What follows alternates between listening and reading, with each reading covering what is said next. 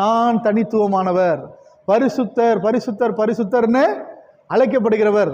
அப்ப பரிசுத்தர் என்கிற இந்த நாமத்தை, பரிசுத்தர் என்கிற இந்த நாமத்தை உடைய சரியா தேவன் உலகத்தில் உள்ள எல்லா தெய்வங்களிலும் தனித்துவமானவர்.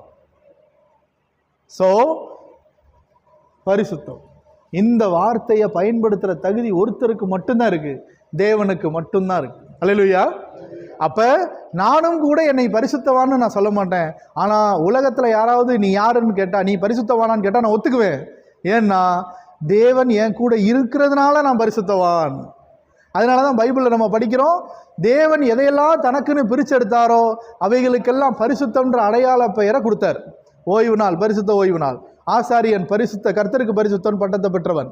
அடுத்து ஒவ்வொரு இடத்துலையும் பரிசுத்த காணிக்கை, பரிசுத்த ஆலயம், அப்புறம் பரிசுத்த தூபவர்க்கம், பரிசுத்த அபிஷேக தைலம், இப்படி எல்லாத்துலையும் தேவன் எங்கெங்கெல்லாம் தன்னுடைய ஜாதிகளை பிரித்து எடுக்கிறாரோ, இன்க்ளூடிங் இஸ்ரவேல் ஜனங்கள்.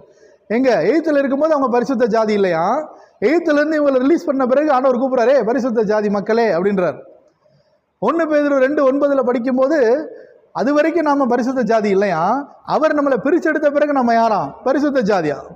அப்ப பிரித்தெடுக்கப்பட்டவர்கள், தேவனுடைய பிள்ளைகள், தேவனால் பிரித்தெடுக்கப்பட்டவர்கள் பரிசுத்தம் என்கிற அடையாளத்தை தேவனிடத்தில் பெறுகிறார்கள்.